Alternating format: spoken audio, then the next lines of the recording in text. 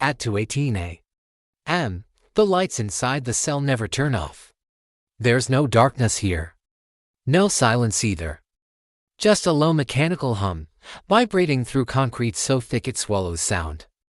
The man inside the cell hasn't spoken to another human being in weeks. He hasn't touched another person in years. And tonight, for the first time, he's no longer sure if the voice he hears is coming from outside his head. This isn't a war zone. This isn't a secret experiment. This is ADX Florence, the most secure prison on Earth, and one of the most psychologically extreme environments ever created by human hands. This is not a story about escape. This is a story about what happens when the mind has nowhere left to go. ADX Florence documentary, The Psychology of Extreme Isolation. ADX Florence was never designed to look terrifying. There are no towering watchtowers looming over chaos, no crowds, no noise. From the outside, it almost looks calm, but calm is part of the design. Because this prison wasn't built to dominate the body, it was built to dominate the mind. Every wall, every corridor, every cell was engineered around one idea: isolation changes people. And at ADX Florence, isolation isn't a side effect, it's the point. By the late 20th century, the U.S. prison system faced a problem it couldn't control with bars and guards alone. Some inmates didn't need to escape to remain dangerous. They organized, they influenced, they controlled others from inside their cells. Traditional prisons relied on separation and supervision. But these individuals thrived under attention. The more contact they had, the more power they gained. So federal officials turned to psychology. What happens when you remove the audience? What happens when you remove communication? What happens when you remove everything? ADX Florence was the answer. Each cell at ADX Florence is almost identical, roughly 7 by -1 feet, concrete bed, concrete desk, stainless steel sink and toilet, nothing soft, nothing movable, nothing personal unless earned over years. There are no bars. Bars can be bent. Instead, inmates live inside solid concrete boxes designed to feel permanent. The window is small and placed high. You can see the sky, but never the horizon. That detail matters more than most people realize. Because without a horizon, the brain loses its sense of distance, and without distance, time begins to behave differently. At ADX Florence, inmates spend 23 hours a day alone. Meals arrive through a slot. Instructions come through doors. Movement happens in isolation. Even recreation 1 hour per day takes place alone in a small enclosure. No group yards, no casual conversations, no human touch. Weeks pass without speaking aloud. Months pass without seeing another face up close. Years pass with only your own thoughts for company. Psychologists call this sensory deprivation. ADX Florence calls it security. The human brain is not designed for solitude. It relies on feedback, on interaction, on stimulus. Remove those things, and the brain starts creating its own. At first, it's subtle. Sounds feel louder than they should. Thoughts loop endlessly. Sleep becomes irregular. Then come the changes inmates rarely talk about openly. Shadows appear where none exist. Voices feel almost present. Memories replay with disturbing clarity, not as flashbacks, as companions. Isolation doesn't introduce new thoughts. It amplifies the ones already there. Time inside ADX Florence doesn't move forward. It stretches. Without markers, no schedules you control. No conversations to anchor moments, days blur together. Inmates report losing track of weeks, then months, then entire years. The brain, desperate for structure, begins measuring time through meaningless details: meal slots opening, footsteps in the hallway, the hum of ventilation. When those rhythms change, anxiety spikes, because when time becomes unstable, reality follows. Not everyone reacts the same way. Some inmates adapt. They create rigid routines. They exercise obsessively. They replay memories in precise order to stay grounded. Others don't adapt. They withdraw. They deteriorate. They lose emotional control over the smallest disruptions. Isolation doesn't break everyone quickly. That's what makes it dangerous. It breaks people slowly, quietly. in ways that are easy to miss until they're permanent. Silence inside ADX Florence is not accidental. The walls are sound-absorbing. The doors are sealed. Noise doesn't travel. This removes one of the last psychological lifelines: reassurance. In other prisons, inmates hear life happening. Here, silence convinces the mind it has been forgotten, and when the brain believes it no longer exists. To others, identity begins to erode. Schedules at ADX Florence exist, but inmates never fully know them. Movements change, timings shift. Patterns are intentionally disrupted. This prevents planning, but it also prevents anticipation. And anticipation is how the mind stays oriented toward the future. Without it, inmates live entirely in the present, a present that never changes, technically. ADX Florence is not permanent. There is a step-down program. Inmates can earn reduced isolation through years of flawless behavior. But progress is fragile. One incident, one emotional lapse, one perceived threat, years reset instantly. Psychologically, this creates a powerful tension. Hope exists, but it's unstable. And unstable hope can be more damaging than none at all. Over time, some inmates stop resisting isolation. They stop fighting it. They begin to identify with it. Silence becomes familiar. Solitude becomes safe. Interaction becomes threatening. This is one of the most profound psychological shifts observed at ADX Florence. Not fear of isolation, but fear of losing it, for inmates who eventually move out of ADX Florence. The transition is often jarring. Noise feels overwhelming, crowds feel dangerous, simple conversations feel exhausting. The brain, conditioned for isolation, struggles to recalibrate. This isn't weakness, it's adaptation. The mind survived the environment it was placed in, but survival always leaves a mark. Despite criticism, ADX Florence remains open, because from a security perspective, it works. Influence stops, coordination ends. Violence becomes almost impossible, but psychological cost is harder to measure than physical security. And that's where the real debate begins.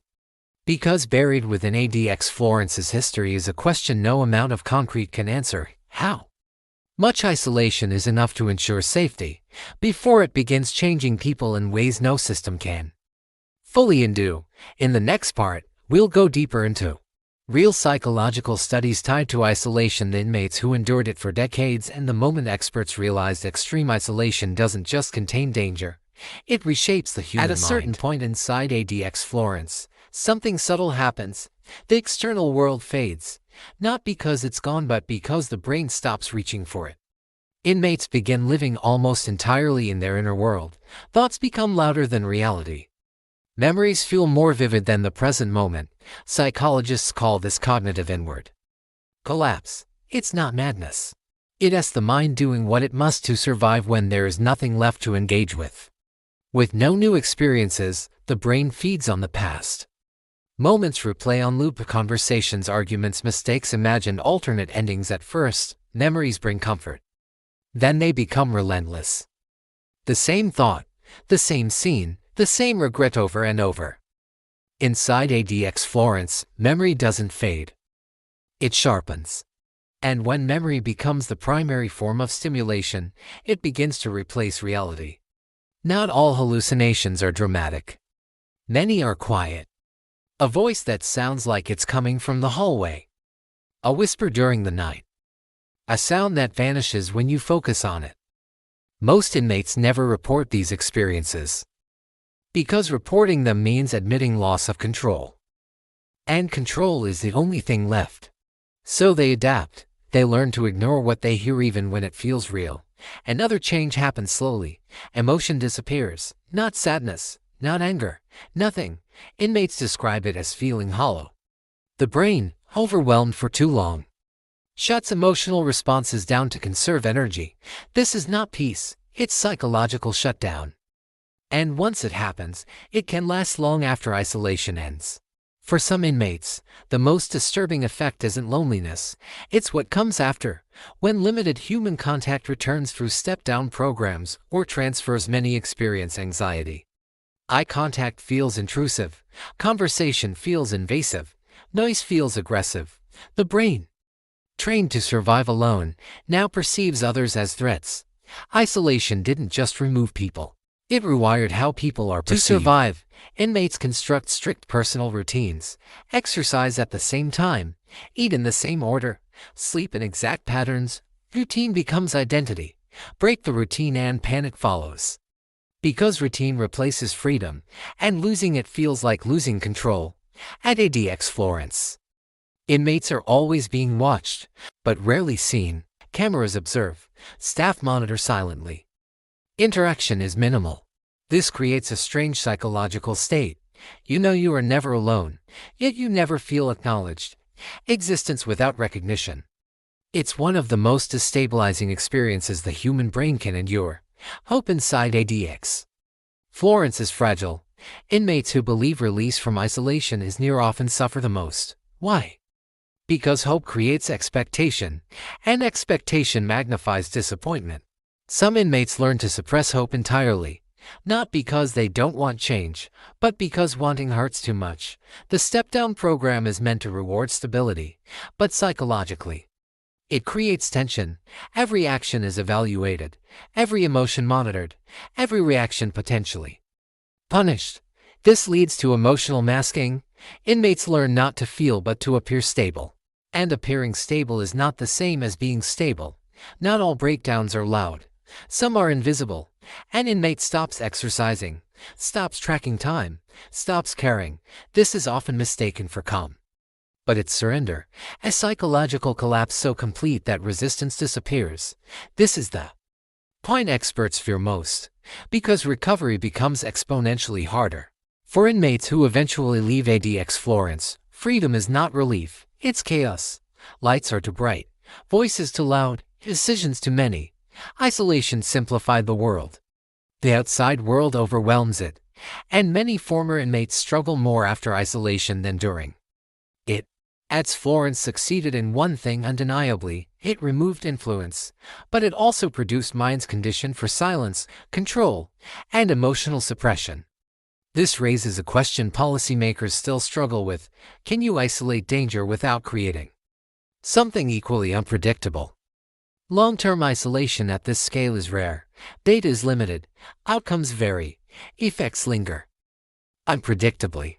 What we do know is this: the brain adapts to any environment, but adaptation always comes at a cost. At night, when the facility settles, the hum returns, concrete breathes, lights stay on. Time stretches again, inside their cells.